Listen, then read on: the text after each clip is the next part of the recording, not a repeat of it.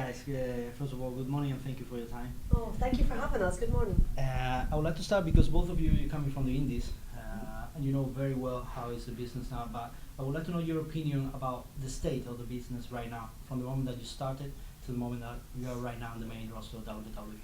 Well, for me, when I first started, I didn't have a great grasp on the indie scene. It was mainly like a lot of small North Carolina indies for me because I was from Charlotte, and whatever was going on in the Northeast. So like usually like Ring of Honor or Chaotic Wrestling was some of the major places up there, and whatever they were doing is what indie wrestling was essentially.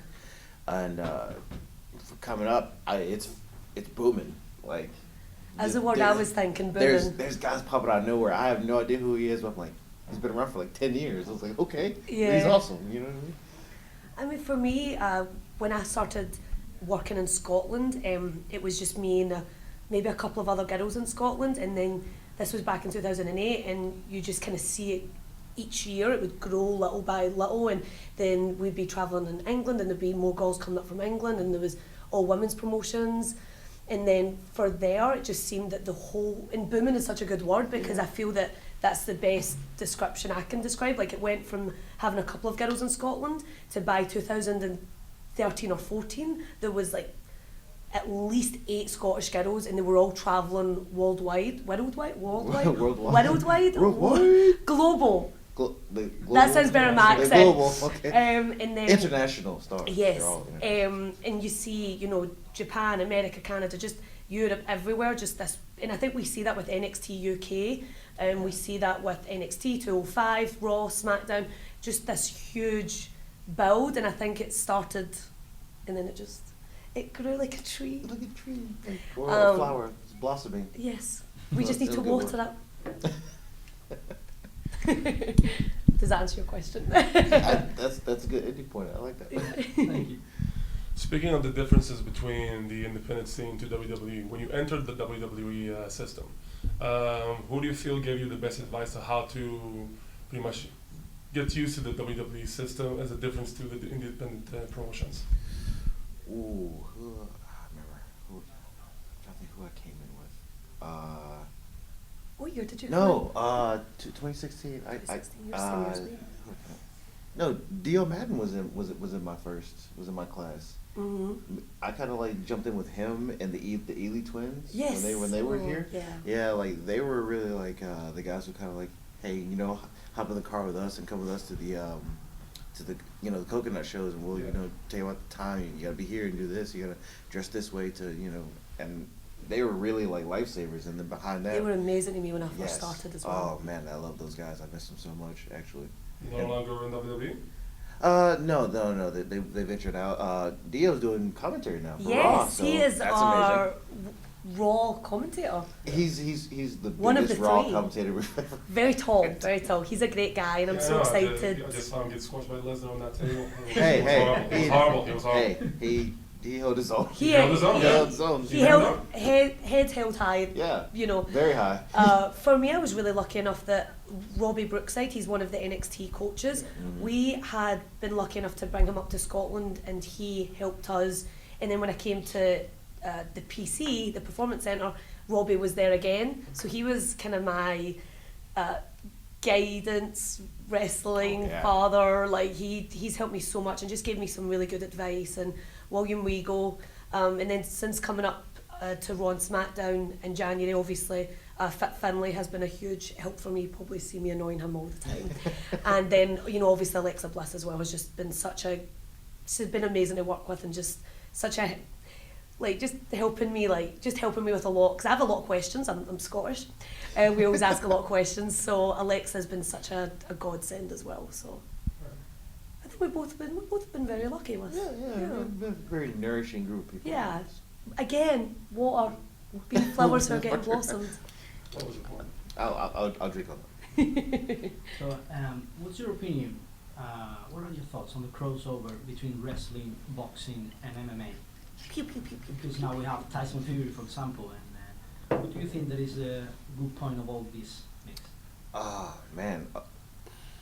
It's amazing. Yeah, it's hard to really describe. There's such different worlds, and to see them clash, it's it's almost like a comic book. You know what I mean? Yeah, it's like the Avengers. That's what I was The going Avengers, for. Guardians Yeah. of the Galaxy, and What are the other Ant-Man? one is? Ant-Man, yeah. They all just kind of crash together. So I think it's brilliant for me. My dad was a boxer when I was growing up, so he would always have the boxing on the television. MMA, we've caught that with Ronda Rousey, Yeah. and then obviously with the influx now. So and we've actually Sonia Deville has Yeah, that MMA she background. has Like a an lot of our MMA background. superstars and a lot of our superstars have background in other forms of martial arts, jiu-jitsu. We have Tainara down in Tainara, NXT, yeah, she did, in black belt. So we actually, I feel like we've been able to all help in Yeah. each other grow. And then, sports entertainment, professional wrestling, WWE is such a mix of all of those things with a little bit of reality TV, a little bit of soap opera storytelling. It's just so exciting. So to be able to draw in all of these elements is. It's the Avengers. It's the Endgame. It's one of the things too. Like it just shows off the caliber of athletes that the world has, not just in WWE but also in boxing and MMA. Because it is just stop there. We got guys that have played years in basketball and football Yes. and I'm sorry, I always say American football. Soccer, Sorry. football. Well, people get offended when We're you say the sitting in wrong one. Manchester. Come on I'm now. sorry. I'm sorry. But anyway, For us, it's football. see, Real football. You say football? Yeah. see. No. Like real football. Oh, No, real he football. saw. Just Yeah, real that's why I football. did this. See, the terminology gets confusing. See, you messed up my point. We need a tennis player.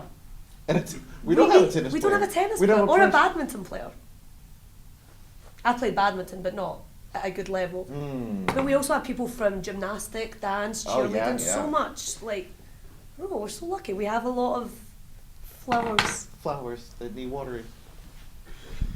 Uh, A theme now. So it's a theme. I'm sorry, guys, you're stuck with it today. That's okay. Cedric, yourself, you were known as the soul of 205 Live, and of course, Nikki, you were part of Sanity, and now you're a part of Raw, you're a part of SmackDown, and you were personally handpicked to be on those specific brands. Yes. Do you feel any elevated pressure? How did it feel that you were said that you told you, okay, we want you on Raw, we want you on SmackDown?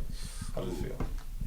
Well, for me, yeah, of course, there's always pressure when you're put on what's known as the flagship show of the entire company, and expected to succeed at a high level. So yeah, I feel pressure every day, but it's something that I like to use to make myself better, because like what's gonna make it done?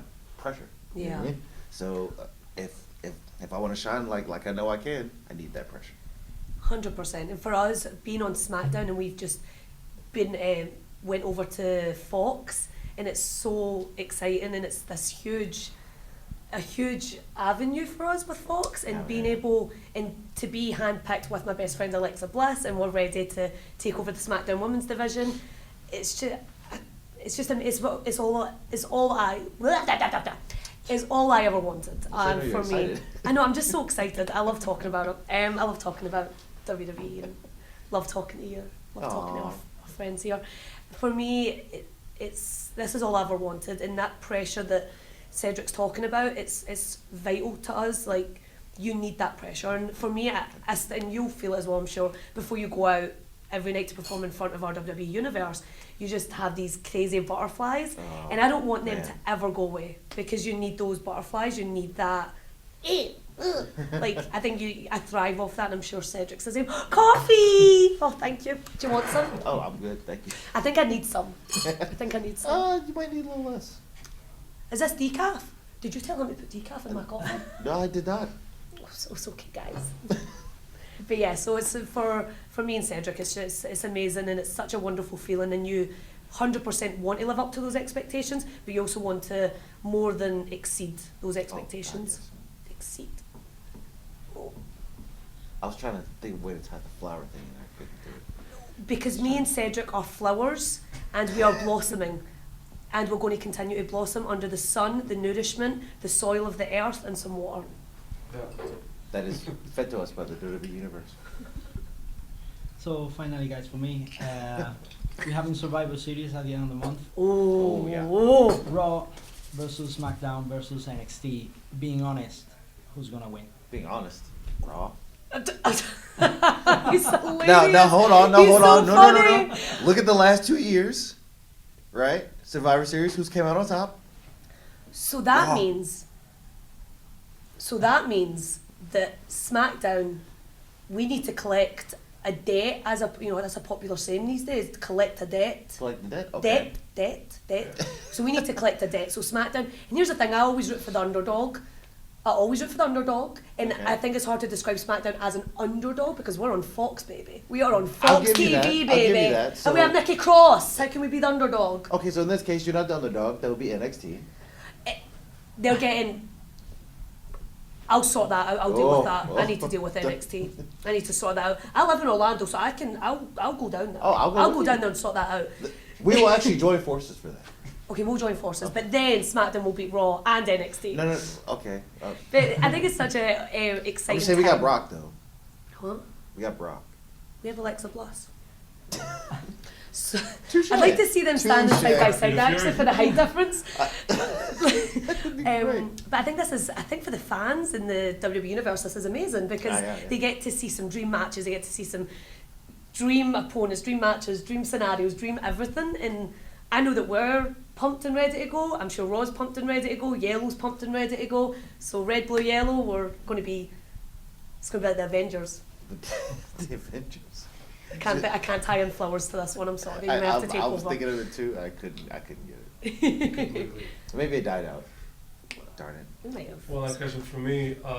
Who was your toughest opponent to date, and who would you like to face in the future? If there were only one specific person. Only one? Oh. Wow. This is a Ooh. question I get asked a lot, but it's so hard to Yes. answer, and I can never answer the same Toughest way opponent? twice. Yeah. And Who who was would your we... toughest opponent to date, and To who would you date. like to face in the future? To date. Asuka for me. Asuka. Yeah, we had the last woman standing match in NXT, Yeah. and she, her and Kyrie, stole me and Alexa's tag team championships. Things happen. It's okay. It's okay. And for me, I've never been able to put Asuka down, and so I would say that's also my opponent for the future. That's the one opponent that has gave me some absolutely intense, crazy battles. So I was home for a few days before I came to Manchester, and I think the Scottish accent is like. So for me, Asuka, and that's someone, and me and Alexa definitely want to get our tag team championships back. So for us, Kabuki Warriors, definitely in the future will be coming back. For me, my toughest opponent to date had to be AJ Styles. I got lucky with him one time. The 6-man, was it 8-man, 10-man tag in Madison Square Garden? Something man tag. Something like that. All I remember from that night was I pinned AJ Styles. Yes. In Madison Square Garden and celebrated with Stone Cold Steve Austin. Exactly. Because you're a So flower. I'm a flower, and I was watered with beer that night. Well, Stone Cold. It was Stone Cold. Stone Cold. I mean, Give what it- can you do? Okay. So anyway, Nothing much. that was the one time I got lucky with AJ Styles, and I haven't been able to beat him in a singles match since. So for me, he would be not only the toughest opponent, but the opponent I want to wrestle again the most, because I know I can beat him. I know I can beat him. And for me, it's almost a very emotional thing with me, because AJ really influenced a lot of my career. Yeah. So a lot of my style, a lot of my influence, a lot of what I do is based on his movement, the things he did before me. And when I can say I beat AJ Styles in a singles match, one-on-one, that's the day that my career has come full circle. Oh, And I'm sure you will. No, one day. there It we will. go. High five. I almost cried there. Felt that. That was a really good high five. Thank you very much. Thank you. Thank you. Thank you, guys.